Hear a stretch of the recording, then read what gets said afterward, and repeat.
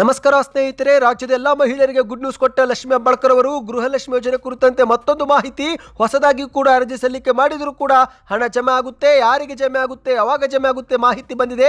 ಇದೇ ಮಧ್ಯೆ ಗೃಹಲಕ್ಷ್ಮಿ ಯೋಜನೆ ಫಲಾನುಭವಿಗಳು ಸ್ಥಳಾಂತರವಾಗಿದ್ದರೆ ಆ ಒಂದು ಫಲಾನುಭವಿಗಳ ಪಟ್ಟಿ ಪರಿಷ್ಕರಣೆ ಮಾಡುವಂತೆ ಸೂಚನೆ. ಏನಿದು ಮಾಹಿತಿ ಡೀಟೇಲ್ ಆಗಿ ನೋಡೋಣ. ಮತ್ತೊಂದೆಡೆಯಲ್ಲಿ ಪಂಚ ಗ್ಯಾರಂಟಿ ಯೋಜನೆಗಳಲ್ಲಿ ಉಚಿತ ಬಸ್ ಯೋಜನೆ ಕುರಿತಂತೆ ಶಾಕಿಂಗ್ ಮಾಹಿತಿ. ರಾಜ್ಯಾದ್ಯಂತ ಸಾರಿಗೆ ನೌಕರರು ಮತ್ತೊಮ್ಮೆ ಬಸ್ ಮುಷ್ಕರಕ್ಕೆ ಕರೆ ಕೊಟ್ಟಿದ್ದಾರೆ. ಮತ್ತೊಮ್ಮೆ ಬಸ್ ಸಂಚಾರ ವ್ಯತ್ಯಯ ಉಂಟಾಗುವ ಸಾಧ್ಯತೆ. ಯಾವ್ಯಾವ ಜಿಲ್ಲೆ ಮಾಹಿತಿ ನೋಡೋಣ. ಮತ್ತೊಂದೆಡೆಯಲ್ಲಿ ನಿಮ್ಮ ಹತ್ತಿರವೂ ಕೂಡ ಬಿಪಿಎಲ್ ಕಾರ್ಡ್ ಇದ್ರೆ ಇನ್ನು ಮುಂದೆ ಫ್ರೀ ಅಕ್ಕಿ ಸಿಗೋದಿಲ್ಲ. ಈ ಜಿಲ್ಲೆ ಫಲಾನುಭವಿಗಳಿಗೆ ಶಾಕ್ ಕೊಟ್ಟ ಸರ್ಕಾರ. ವಿಡಿಯೋನ ಮಾತ್ರ ಸ್ವಲ್ಪನೂ ಸ್ಕಿಪ್ ಮಾಡಬೇಡಿ. ಇನ್ನು ಚಿನ್ನ ಪ್ರಿಯರಿಗೆ ಶಾಕಿಂಗ್ ಮಾಹಿತಿ. 1 ಗ್ರಾಮ್ ಚಿನ್ನ ಎಷ್ಟು ಏರಿಕೆ ಆಗಿದೆ? ಶೀಘ್ರವೇ ಚಿನ್ನದ ಬೆಲೆ 5 ಲಕ್ಷ ದಾಟುತ್ತಂತೆ. ಈಗಾಗಲೇ ಒಂದು ದೇಶದಲ್ಲಿ ಚಿನ್ನದ ಬೆಲೆ 5 ಲಕ್ಷ ಗಡಿ ದಾಟು ಹೋಗಿದೆ. ಎಲ್ಲ ಮಾಹಿತಿಗಳನ್ನು ನೋಡೋಕ್ಕಿಂತ ಮೊದಲು ನೀವು ನಮ್ಮ ಚಾನಲ್ಗೆ ಮೊದಲು ಬಾರಿ ಭೇಟಿ ಕೊಡುತ್ತಿದ್ರೆ ದಯವಿಟ್ಟು ಸಬ್ಸ್ಕ್ರೈಬ್ ಆಗಿ ಪಕ್ಕದಲ್ಲಿ ಕಾಣಿಸೋ ಗಂಟೆ ಒತ್ತಿ. ಇದರಿಂದ ರಾಜ್ಯದ ಮುಖ್ಯವಾದ ಮಾಹಿತಿಗಳು ನಿಮಗೆ ಸಿಗುತ್ತವೆ. ವಿಡಿಯೋಗೆ ಲೈಕ್ ಮಾಡಿ ಮತ್ತು ವಿಡಿಯೋ ಪೂರ್ತಿಯಾಗಿ ನೋಡಿ. ಬನ್ನಿ ಸ್ನೇಹಿತರೆ, ಎಲ್ಲ ಮುಖ್ಯವಾದ ಮಾಹಿತಿಗಳನ್ನು ಡೀಟೇಲ್ ಆಗಿ ನೋಡೋಣ. ನೀವು ಕೂಡ ಗೃಹಲಕ್ಷ್ಮಿ ಯೋಜನೆ ಫಲಾನುಭವಿಗಳಾಗಿದ್ರೆ ಈಗಲೇ ಕಮೆಂಟ್ ನಲ್ಲಿ ಗುಡ್ ನ್ಯೂಸ್ ಎಂದು ಕಮೆಂಟ್ ಮಾಡಿ. ಒಂದೊಮ್ಮೆ ಗೃಹಲಕ್ಷ್ಮಿ ಯೋಜನೆ ಫಲಾನುಭವಿಗಳಾಗಿಲ್ಲವೆಂದ್ರೆ ಆಗಲೂ ಕೂಡ ಗುಡ್ ನ್ಯೂಸ್ ಎಂದು ಕಮೆಂಟ್ ಮಾಡಿ. ಯಾಕಂದ್ರೆ ಸರ್ಕಾರದಿಂದ ಹೊಸದಾಗಿ ಅರ್ಜಿ ಸಲ್ಲಿಕೆ ಮಾಡಿದವರಿಗೂ ಕೂಡ ಹಣ ಜಮೆ ಮಾಡಲಾಗ್ತಾ ಇದೆ. ಹೌದು, ಪಂಚ ಗ್ಯಾರಂಟಿ ಯೋಜನೆಗಳಲ್ಲಿ ಒಂದಾಗಿರುವ ಗೃಹಲಕ್ಷ್ಮಿ ಯೋಜನೆಯಡಿಯಲ್ಲಿ ಇದುವರೆಗೆ 1,27,00,000 ಫಲಾನುಭವಿಗಳು ನೋಂದಣಿ ಮಾಡಿಕೊಂಡಿದ್ದು, ನೀವೇನಾದರೂ ಇದುವರೆಗೆ ಅರ್ಜಿ ಸಲ್ಲಿಕೆ ಮಾಡಿಲ್ಲವೆಂದ್ರೆ ಈಗಲೂ ಕೂಡ ಹೊಸದಾಗಿ ಅರ್ಜಿ ಸಲ್ಲಿಕೆ ಮಾಡಬಹುದು. ಹೌದು, ಈಗಾಗಲೇ ಸಾಕಷ್ಟು ಫಲಾನುಭವಿಗಳಿಗೆ ಅರ್ಜಿ ಹಾಕಿದ್ರೆ ಹಣ ಬರುತ್ತೋ ಇಲ್ಲವೋ ಎಂಬ ಒಂದು ಪ್ರಶ್ನೆ ಕಾಡ್ತಾ ಇದೆ. ಇದೇ ಮಧ್ಯೆ ಮಹಿಳಾ ಮತ್ತು ಮಕ್ಕಳ ಇಲಾಖೆ ಖುದ್ದು ಈ ಕುರಿತಂತೆ ಸ್ಪಷ್ಟನೆ ಕೊಟ್ಟಿದೆ. ಹೌದು ಸ್ನೇಹಿತರೆ, ಮಹಿಳಾ ಮತ್ತು ಮಕ್ಕಳ ಕಲ್ಯಾಣ ಇಲಾಖೆ ನೀಡಿರುವ ಮಾಹಿತಿ ಪ್ರಕಾರ ಗೃಹಲಕ್ಷ್ಮಿ ಯೋಜನೆಗೆ ಹೊಸದಾಗಿ ಅರ್ಜಿ ಸಲ್ಲಿಕೆ ಮಾಡಿದವರ ಖಾತೆಗೂ ಕೂಡ ಹಣ ಜಮೆ ಮಾಡಲಾಗುತ್ತೆ. ಹಾಗಾಗಿ ಗೃಹಲಕ್ಷ್ಮಿ ಯೋಜನೆ ಲಾಭ ಪಡೆಯದ ಫಲಾನುಭವಿಗಳು ಹೊಸದಾಗಿ ಅರ್ಜಿ ಸಲ್ಲಿಕೆ ಮಾಡಬಹುದು. ಈ ಒಂದು ಅರ್ಜಿ ಸಲ್ಲಿಕೆ ಪ್ರಕ್ರಿಯೆ ನಿರಂತರವಾಗಿದ್ದು ಯಾವುದೇ ಕೊನೆಯ ದಿನಾಂಕ ಇರೋದಿಲ್ಲ. ಹಾಗಾಗಿ ಯಾವುದೇ ಸಮಯದಲ್ಲಿ ಬೇಕಾದರೂ ಸೇವಾ ಸಿಂಧು ಪೋರ್ಟಲ್ ಅಥವಾ ಕರ್ನಾಟಕ ಒನ್ ಅಥವಾ ಬೆಂಗಳೂರು ಒನ್ ಕೇಂದ್ರದ ಮೂಲಕವೂ ಕೂಡ ಅರ್ಜಿ ಸಲ್ಲಿಕೆ ಮಾಡಬಹುದು. ಆದರೆ ಸ್ನೇಹಿತರೆ, ಅರ್ಜಿ ಸಲ್ಲಿಕೆ ಮಾಡುವಾಗ ಪಡಿತರ ಚೀಟಿ, ಆಧಾರ್ ಕಾರ್ಡು ಮತ್ತು ಬ್ಯಾಂಕ್ ಖಾತೆ ವಿವರ ಪರಿಶೀಲಿಸಿ ನಂತರ ಅರ್ಜಿ ಸಲ್ಲಿಕೆ ಮಾಡಿ. ಯಾಕಂದ್ರೆ ಸಣ್ಣ ಪುಟ್ಟ ತಪ್ಪುಗಳಾಗಿದ್ರೆ ಮೊದಲು ತಿದ್ದುಪಡಿ ಮಾಡಿಕೊಂಡು ನಂತರ ಅರ್ಜಿ ಸಲ್ಲಿಕೆ ಮಾಡಿ. ಮತ್ತು ಇದೇ ಮಧ್ಯೆ ಸ್ನೇಹಿತರೆ, ಅರ್ಜಿ ಸಲ್ಲಿಕೆ ಮಾಡಿದ ನಂತರ ನಿಮ್ಮ ಒಂದು ಅರ್ಜಿ ಸ್ಟೇಟಸ್ ರಿವ್ಯೂಗೆ ಹೋಗುತ್ತೆ. ಅದೇ ತಿಂಗಳಲ್ಲಿ ಅಪ್ರೂವ್ ಆದರೆ ಆಗ ಅದೇ ತಿಂಗಳಿನಿಂದ ನಿಮ್ಮ ಬ್ಯಾಂಕ್ ಖಾತೆಗೆ 2,000 ರೂಪಾಯಿ ಜಮೆ ಆಗುತ್ತೆ. ಉದಾಹರಣೆಗೆ ಸ್ನೇಹಿತರೆ, ನೀವೇನಾದರೂ ಫೆಬ್ರವರಿ 2026ರಲ್ಲಿ ಅರ್ಜಿ ಸಲ್ಲಿಕೆ ಮಾಡಿದರೆ ಮತ್ತು ಅದೇನಾದರೂ ಅಪ್ರೂವ್ ಆದರೆ ಆಗ ಫೆಬ್ರವರಿ ತಿಂಗಳಿನಿಂದಲೇ ನಿಮ್ಮ ಬ್ಯಾಂಕ್ ಖಾತೆಗೆ 2,000 ರೂಪಾಯಿ ಪ್ರತಿ ತಿಂಗಳು ಜಮೆ ಆಗ್ತಾ ಹೋಗುತ್ತೆ. ಮತ್ತು ಅರ್ಜಿ ಸಲ್ಲಿಕೆ ಮಾಡಿದ ನಂತರ ಅಥವಾ ಅದಕ್ಕೂ ಮೊದಲು ನೀವು KYC ಅಪ್ಡೇಟ್, ಪಡಿತರ ಚೀಟಿ ಹೊಂದಿರಬೇಕು. ಬಿಪಿಎಲ್ ಅಥವಾ ಎಪಿಎಲ್ ಕಾರ್ಡ್ನಲ್ಲಿ ಯಜಮಾನಿ ಎಂದು ಮಹಿಳೆ ನಮೂದಿಯಾಗಿದ್ದರೆ ಮಾತ್ರ ಹಣ ಸಂದೇಹವಾಗುತ್ತೆ. ಮತ್ತು ಸ್ನೇಹಿತರೆ, ಮುಖ್ಯವಾಗಿ ಬ್ಯಾಂಕ್ ಖಾತೆಗೆ ಆಧಾರ್ ಕಾರ್ಡು ಲಿಂಕ್ ಆಗಿರಬೇಕು. ಇನ್ನು ಇದೇ ಮಧ್ಯೆ ಸ್ನೇಹಿತರೆ, ಗೃಹಲಕ್ಷ್ಮಿ ಯೋಜನೆ ಕುರಿತಂತೆ ಮತ್ತೊಂದು ಮಾಹಿತಿ ಬಂದಿದೆ. ಹೌದು, ಧಾರವಾಡ ಜಿಲ್ಲೆಯಲ್ಲಿ 3,96,119 ಗೃಹಲಕ್ಷ್ಮಿ ಯೋಜನೆ ಫಲಾನುಭವಿಗಳಿದ್ದು, ಈ ಪೈಕಿ ಮೃತಪಟ್ಟ ಮತ್ತು ಸ್ಥಳಾಂತರವಾದ ಫಲಾನುಭವಿಗಳ ಕುರಿತಂತೆ ಪರಿಷ್ಕರಣೆ ಮಾಡಬೇಕು ಎಂದು ಅಧಿಕಾರಿಗಳಿಗೆ ಗ್ಯಾರಂಟಿ ಅನುಷ್ಠಾನ ಪ್ರಾಧಿಕಾರದ ಅಧ್ಯಕ್ಷರಾಗಿರುವ ಶಾಣಪ್ಪಗೌಡ ಆರ್ ಪಾಟೀಲ್ ಎನ್ನುವರು ಸೂಚನೆ ಕೊಟ್ಟಿದ್ದಾರೆ. ಹೌದು, ಗೃಹಲಕ್ಷ್ಮಿ ಯೋಜನೆ ಕುರಿತಂತೆ ಕುಟುಂಬದ ಯಜಮಾನಿಯರ ಬ್ಯಾಂಕ್ ಖಾತೆಗೆ ಹಣ ಹಾಕಲಾಗುತ್ತಿದೆ. ಆದರೆ ಈ ಪೈಕಿ ಇತ್ತೀಚೆಗೆ ಮೃತಪಟ್ಟ ಮತ್ತು ಧಾರವಾಡ ಜಿಲ್ಲೆಯಿಂದ ಬೇರೆ ಜಿಲ್ಲೆಗೆ ಸ್ಥಳಾಂತರವಾದ ಫಲಾನುಭವಿಗಳ ಮಾಹಿತಿಯನ್ನು ಕೊಡಬೇಕು ಎಂದು ಅಧಿಕಾರಿಗಳಿಗೆ ಸೂಚನೆ ಕೊಟ್ಟಿದ್ದಾರೆ. ಇನ್ನು ಗೃಹಲಕ್ಷ್ಮಿ ಯೋಜನೆ ಕುರಿತಂತೆ ಧಾರವಾಡ ಜಿಲ್ಲೆ ಒಂದರಲ್ಲೇ 97% ಫಲಾನುಭವಿಗಳಿಗೆ ಹಣ ಜಮೆ ಆಗುತ್ತಿದ್ದು, ಈ ಮೂಲಕ 1,816 ಕೋಟಿ ಇದುವರೆಗೆ ಧಾರವಾಡ ಜಿಲ್ಲೆ ಒಂದಕ್ಕೆ ಜಮೆ ಆಗಿದೆ ಎಂದು ಸಭೆಯಲ್ಲಿ ಮಾಹಿತಿ ಕೊಟ್ಟಿದ್ದಾರೆ. ಇನ್ನು ನಿಮ್ಮ ಬ್ಯಾಂಕ್ ಖಾತೆಗೂ ಸ್ನೇಹಿತರೆ 2,000 ರೂಪಾಯಿ ಜಮೆ ಆಗ್ತಾ ಇದೆಯಾ? ಕಮೆಂಟ್ ಮಾಡಿ. ಹೌದು, ಜನವರಿ ತಿಂಗಳಲ್ಲಿ ಮತ್ತು ಫೆಬ್ರವರಿ ತಿಂಗಳ ಪ್ರಾರಂಭದಲ್ಲಿ ಸಾಕಷ್ಟು ಫಲಾನುಭವಿಗಳ ಬ್ಯಾಂಕ್ ಖಾತೆಗೆ 2,000 ರೂಪಾಯಿ ಜಮಾ ಆಗಿದೆ. ಈ ಕುರಿತಂತೆ ನಮಗೆ ಸಾಕಷ್ಟು ಜನರು ಕಮೆಂಟ್ ಕೂಡ ಮಾಡ್ತಿದ್ದಾರೆ. ಹಾಗಾಗಿ ನೀವು ಕೂಡ ಪ್ರತಿಯೊಬ್ಬರು ಕಮೆಂಟ್ ಮಾಡಿ, ಹಣ ಜಮಾವಾಯ್ತಾ ಜಮಾ ಆಗಿಲ್ವಾ ತಿಳಿಸಿ ಸ್ನೇಹಿತರೆ. ಬನ್ನಿ ಇದೀಗ ಮತ್ತೊಂದು ಮಾಹಿತಿಗೆ ಹೋಗೋಣ.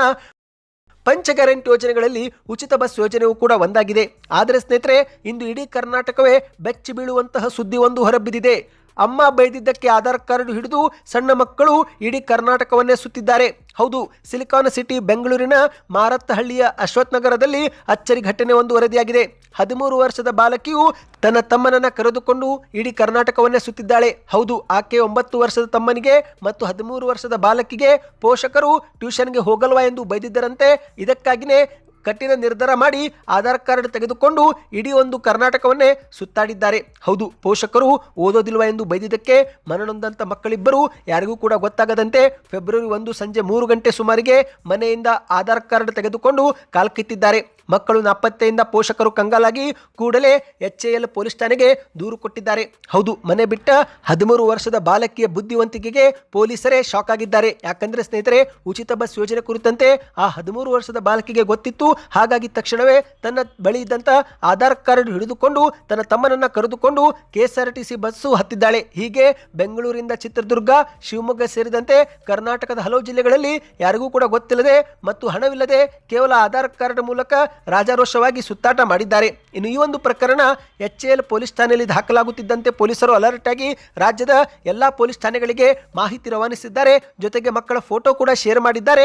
ಹೀಗೆ ಕೊನೆಯಲ್ಲಿ ಇಂಟರ್ನೆಟ್ ಮೂಲಕ ಮಕ್ಕಳ ಫೋಟೋ ನೋಡಿದ್ದಂತ ಚಿತ್ರದುರ್ಗದ ಸಾರ್ವಜನಿಕರು ಪೊಲೀಸರಿಗೆ ಮಾಹಿತಿ ಕೊಟ್ಟಿದ್ದಾರೆ. ಸದ್ಯ ಪೊಲೀಸರು ಸರಿಯಾದ ಸಮಯಕ್ಕೆ ಮಕ್ಕಳನ್ನ ಸುರಕ್ಷಿತವಾಗಿ ಬೆಂಗಳೂರಿಗೆ ಕರೆತರುವಲ್ಲಿ ಯಶಸ್ವಿಯಾಗಿದ್ದಾರೆ. ಅಂದಹಾಗೆ ಸ್ನೇಹಿತರೆ, ಇಲ್ಲಿ ಒಂದು ಶಾಕಿಂಗ್ ಮಾಹಿತಿ ಏನೆಂದರೆ, ಬಾಲಕಿಗೆ ಏನೋ ಉಚಿತ ಬಸ್ ಪ್ರಯಾಣವಿತ್ತು, ಆಧಾರ್ ಕಾರ್ಡ್ ಮೂಲಕ ತಿರುಗಾಡಬಹುದಾಗಿತ್ತು. ಆದರೆ ಇಲ್ಲಿ 9 ವರ್ಷದ ಬಾಲಕನು ಕೂಡ ಟಿಕೆಟ್ ಪಡೆಯದೆ ರಾಜ್ಯಾದ್ಯಂತ ಬಸ್ ಪ್ರಯಾಣ ಮಾಡಿದ್ದಾನೆ. ಹೌದು ಸ್ನೇಹಿತರೆ, ಬಸ್ ನಿರ್ವಾಹಕರ ಕಂಡಕ್ಟರ್ ಕಣ್ಣು ತಪ್ಪಿಸಿ ರಾಜ್ಯಾದ್ಯಂತ ಬಸ್ ಓಡಾಟ ಮಾಡಿದ್ದು ಇಲ್ಲಿ ಗಮನಾರ್ಹವಾಗಿದೆ. ಒಟ್ಟಿನಲ್ಲಿ ಸ್ನೇಹಿತರೆ, ಸರ್ಕಾರದ ಉಚಿತ ಯೋಜನೆಗಳು ಜನಸಾಮಾನ್ಯರಿಗೆ ಮಾತ್ರವಲ್ಲ, ಹೀಗೆ ಮನೆ ಬಿಟ್ಟು ಓಡಿ ಹೋಗುವ ಮಕ್ಕಳಿಗೂ ಕೂಡ ಸಹಾಯವಾಗುತ್ತಿರುವುದು ನಿಜಕ್ಕೂ ಸಾರ್ವಜನಿಕ ವಲಯದಲ್ಲಿ ಶಾಕ್ ಆಗುವಂತೆ ಮಾಡಿದೆ. ಈ ಬಗ್ಗೆ ನಿಮ್ಮ ಅನಿಸಿಕೆಯನ್ನು ನೀವು ಕಮೆಂಟ್ ಮಾಡಿ. ಇನ್ನು ಸ್ನೇಹಿತರೆ, ಫೆಬ್ರವರಿ 19ರಂದು ರಾಜ್ಯಾದ್ಯಂತ ಬಸ್ ಮತ್ತೊಮ್ಮೆ ಸಂಚಾರ ಬಂದ್ ಆಗುವ ಸಾಧ್ಯತೆ ಇದೆ. ಹೌದು, ಫೆಬ್ರವರಿ 19ಕ್ಕೆ ಬೆಂಗಳೂರು ಚಲೋ ಕರೆಯಲಾಗಿದೆ. ಈ ಒಂದು ಜನವರಿ 28ಕ್ಕೆ ಬಸ್ ಸಂಚಾರ ಬಂದ್ ಮಾಡಬೇಕೆಂದು ನಿರ್ಧಾರ ಮಾಡಲಾಗಿತ್ತು. ಆದರೆ ಕಾರ್ಮಿಕ ಮುಖಂಡ ಅನಂತ ಸುಬ್ಬುರು ಅವರು ಏಕಾಏಕಿ ಹೃದಯಾಘಾತದಿಂದ ನಿಧನರಾದ ಹಿನ್ನೆಲೆಯಲ್ಲಿ ಈ ಒಂದು ಬಸ್ ಮುಷ್ಕರ ಮುಂದೂಡಲಾಗಿದೆ. ಈಗ ಮತ್ತೆ ಕೊನೆಯದಾಗಿ ಫೆಬ್ರವರಿ 19ರಂದು ಬಸ್ ಮುಷ್ಕರ ಮಾಡುವುದಕ್ಕೆ ನಿರ್ಧಾರ ಮಾಡಲಾಗಿದೆ. ಶಿವಮೊಗ್ಗ, ಮೈಸೂರು, ಹುಬ್ಬಳ್ಳಿ, ಕಲಬುರಗಿ ಸೇರಿದಂತೆ ಹಲವು ಜಿಲ್ಲೆಗಳಲ್ಲಿ ಬಸ್ ಸಂಚಾರ ಬಂದ್ ಆಗಬಹುದು ಎಂದು ಹೇಳಲಾಗ್ತಾ ಇದೆ. ಈ ಬಗ್ಗೆ ಇನ್ನಷ್ಟು ನಿಖರವಾದ ಮಾಹಿತಿ ಬರಬೇಕಾಗಿದೆ ಸ್ನೇಹಿತರೆ. ಈ ಕುರಿತಂತೆ ಶೀಘ್ರವೇ ಮಾಹಿತಿ ತಂದುಕೊಡುತ್ತೇವೆ. ಬನ್ನಿದೀಗ ಮತ್ತೊಂದು ಮಾಹಿತಿಗೆ ಹೋಗೋಣ. ನಿಮ್ಮ ಹತ್ತಿರ BPL ಅಥವಾ APL ಕಾರ್ಡ್ ಇದ್ರೆ ಯಾವ ಕಾರ್ಡ್ ಇದೆ ಕಮೆಂಟ್ ಮಾಡಿ. ಹೌದು, ಈಗಾಗಲೇ ಇಡೀ ಕರ್ನಾಟಕಕ್ಕೆ ಗೊತ್ತಿರುವಂತೆ ರಾಜ್ಯ ಸರ್ಕಾರ 10ರ BPL ಕಾರ್ಡು ರದ್ದು ಮಾಡ್ತಾ ಇದೆ.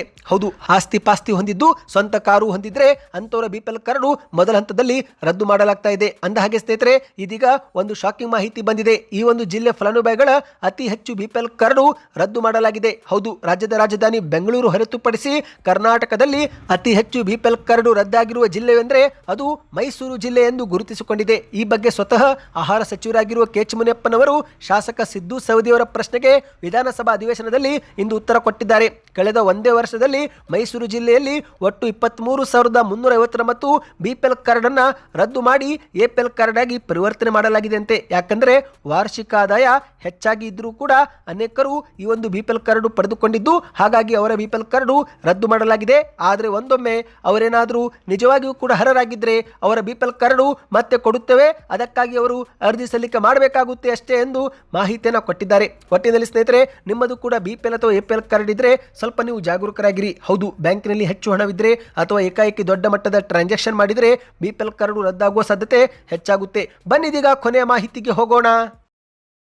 ಚಿನ್ನ ಮತ್ತು ಬೆಳ್ಳಿ ಖರೀದಿ ಮಾಡಬೇಕು ಎಂದು ಯೋಚನೆ ಹಾಕಿಕೊಂಡಿದ್ರೆ ಇದೇ ಒಂದು ಸುವರ್ಣಾವಕಾಶ. ಹೌದು ಸ್ನೇಹಿತರೆ, ಈಗ ಚಿನ್ನ ಮತ್ತೆ ಮೆಲ್ಲನೆ ಗಗನಕ್ಕೇರ್ತಾ ಇದೆ. ಸತತವಾಗಿ 4-5 ದಿನಗಳಿಂದ ಚಿನ್ನ ಕುಸಿತ ಕಂಡಿತ್ತು. ಈಗ ಮತ್ತೊಮ್ಮೆ ಚಿನ್ನ ಏರಿಕೆಯಾಗಿದೆ. ಹೌದು, 1,80,000ದಿಂದ ಕುಸಿದ ಚಿನ್ನ 1,51,000 ಟಚ್ ಮಾಡಿ ಇದೀಗ ಮತ್ತೆ 1,60,000 ಆಗಿದೆ. ಇಲ್ಲಿಂದ ಮತ್ತೆ ಗಗನಕ್ಕೇರಬಹುದು ಎಂದು ಹೇಳಲಾಗ್ತಾ ಇದೆ. ಅದೇ ರೀತಿ ಬೆಳ್ಳಿಯು ಸ್ನೇಹಿತರೆ 4,20,000 ಪ್ರತಿ ಕೆಜಿ ಇತ್ತು, ಕುಸಿದು 2,80,000 ಬಂತು. ಈಗ ಮತ್ತೆ 2,80,000ದಿಂದ ಒಂದೇ ದಿನದಲ್ಲಿ 3,20,000ಕ್ಕೆ ಬಂದಿದೆ. ಅಂದ್ರೆ ಚಿನ್ನ ಈಗ ಮತ್ತೊಮ್ಮೆ, ಬೆಳ್ಳಿಯು ಕೂಡ ಮತ್ತೊಮ್ಮೆ ಗಗನಕ್ಕೇರ್ತಾ ಇದೆ. ಹಾಗಾಗಿ ಚಿನ್ನ ಮತ್ತು ಬೆಳ್ಳಿ ಖರೀದಿ ಮಾಡಲು ಇದು ಒಂದು ಕೊನೆಯ ಅವಕಾಶ. ಯಾಕಂದ್ರೆ ಸ್ನೇಹಿತರೆ, 1987ರಲ್ಲಿ ಚಿನ್ನ ಇದೇ ರೀತಿ 5% ಕುಸಿದಿತ್ತು. ಅಲ್ಲಿಂದ ಇಲ್ಲಿಯವರೆಗೆ ಮತ್ತೆ ಚಿನ್ನ ಏರಿಕೆಯಾಗಿದೆ. ಈಗ ಅದೇ ರೀತಿ 2026ರಲ್ಲಿ ಚಿನ್ನ 7% ಕುಸಿದಿದ್ದು, ಇಲ್ಲಿಂದ ಮತ್ತೆ ಚಿನ್ನ ಗಗನಕ್ಕೇರುತ್ತೆ ಎಂದು ಹೇಳಲಾಗ್ತಾ ಇದೆ. ಹೌದು, ಮುಂದಿನ 7-8 ವರ್ಷದಲ್ಲಿ ಚಿನ್ನ 5 ಲಕ್ಷ ಗಡಿ ದಾಟುವುದರಲ್ಲಿ ಆಶ್ಚರ್ಯವಿಲ್ಲ. ಅಂದ ಹಾಗೆ ಸ್ನೇಹಿತರೆ, ಈಗಾಗಲೇ ಪಾಕಿಸ್ತಾನದಲ್ಲಿ ಚಿನ್ನದ ಬೆಲೆ 5,60,000 ರೂಪಾಯಿ ಇದೆ. ಹೌದು, ಭಾರತದಲ್ಲಿ 1,60,000 ಇದ್ರೆ ಪಾಕಿಸ್ತಾನದಲ್ಲಿ ಅದು 5,60,000 ಎಂದು ವರದಿಯಾಗಿದೆ. ಅಂದಹಾಗೆ ಸ್ನೇಹಿತರೆ, ಇಲ್ಲಿ ಗಮನ ಹರಿಸಬೇಕಾದಂತ ಒಂದು ಪ್ರಮುಖ ಅಂಶವೇನೆಂದ್ರೆ, ಈ ಒಂದು ಹಿಂದೆ ಭಾರತದಲ್ಲಿ ಚಿನ್ನ 60,000 50,000 ಇದ್ದಾಗ ಪಾಕಿಸ್ತಾನದಲ್ಲಿ ಚಿನ್ನ 1,30,000 1,40,000 ಮಾರಾಟವಾಗುತ್ತಿತ್ತು. ಈಗ ಪಾಕಿಸ್ತಾನದಲ್ಲಿ 5 ಲಕ್ಷ ಗಡಿ ದಾಟಿದ್ದು, ಹಾಗಾಗಿ ಮುಂಬರುವ ದಿನಗಳಲ್ಲಿ ಅಂದ್ರೆ 7-8 ವರ್ಷದ ಬಳಿಕ ಭಾರತದಲ್ಲೂ ಕೂಡ 5 ಲಕ್ಷ ಬರಬಹುದು ಎಂದು ಹೇಳಲಾಗ್ತಾ ಇದೆ. ಸದ್ಯಕ್ಕೆ ಎಷ್ಟೇ ಇತ್ತು, ನಿಮ್ಮ ಪ್ರಕಾರ ಚಿನ್ನ ಕುಸಿಯಬೇಕು ಏರಿಕೆ ಆಗಬೇಕು? ನಿಮ್ಮ ಅನಿಸಿಕೆಯನ್ನು ಕಮೆಂಟ್ ಮಾಡ್ತಾ, ಮಾಹಿತಿಗಳು ಇಷ್ಟವಾಗಿದ್ರೆ ಚಾನಲ್ಗೆ ಸಬ್ಸ್ಕ್ರೈಬ್ ಆಗಿ.